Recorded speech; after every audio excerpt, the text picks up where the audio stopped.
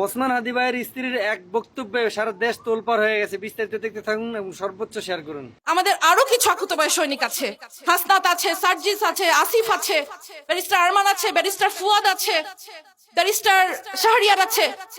এদের একজনের গায়ে যেন আঁচ না লাগে। আমি তোমাদেরকে বলবো, হাসনাত, সার্জি, তোমরা আমাদের ছোট ভাই। তোমরা মনে করবা যে ড্যাম কেয়ার, নো, বাংলাদেশের জন্য তোমাদেরকে লাগবে, তোমরা ড্যাম কেয়ার হতে পারবা না। তোমরা নিজেদের সেফটির ব্যাপারটা চিন্তা করবা, কারণ বাংলাদেশকে তোমাদেরকে লাগবে। তোরা কি ভেবেছিস হাদি শেষ? নো, একটা হাদিকে গুলি করছস, 1,00,000 কোটি হাদি তৈরি হয়েছে। তোরা মনে করছিস ওসমান হাদি শেষ হয়ে গেছে? নো, ওসমান হাদি শেষ হয় নাই, ঘরে ঘরে লক্ষ কোটি হাদি তৈরি হয়েছে। গুলি লেগেছে হাদির আদর্শে, জুলাইয়ের মতাদর্শে। জুলাই শেষ হয় নাই। জুলাই সেদিন শেষ হবে যেদিন ভারতের আধিপত্যবাদ শেষ হবে আমাদের দেশের উপর থেকে, সেদিন জুলাই শেষ হবে। জুলাই শেষ হয়নি, জুলাই সেদিন পর্যন্ত শেষ হবে না। বাসায় বুড়া বাবা মা, অবুঝ সন্তান রেখে আসছি।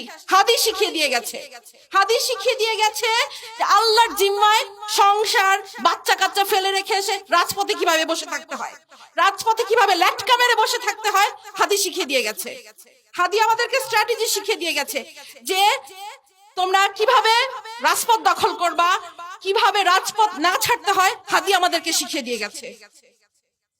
৭১-এর ১৬ই ডিসেম্বর আমরা বিজয় দিবস পালন করি। আজকে মনে হচ্ছে আমাদের বিজয় আসে নাই। আমাদের বিজয় সেই দিন আসবে যেই দিন আরোরা আমাদের কাছে আত্মসমর্পণ করবে, যেদিন ইন্ডিয়া আত্মসমর্পণ করবে, সেদিন আমাদের বিজয় আসবে। ততদিন পর্যন্ত আমাদের বিজয়ের জন্য আমরা লড়ে যেতে থাকবো, আমাদের জুলাই চলতে থাকবে।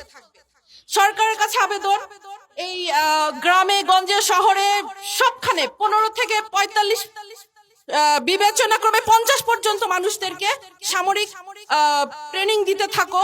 কারণ যেই ১০০ আততায়ী ঢুকেছে বর্ডার দিয়ে, এই ১০০ আততায়ীকে আমাদেরকে মোকাবেলা করতে হবে।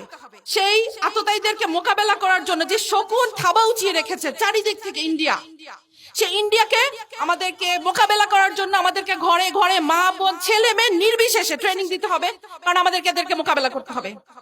আমি ক্ষুদিরাম দেখি নাই।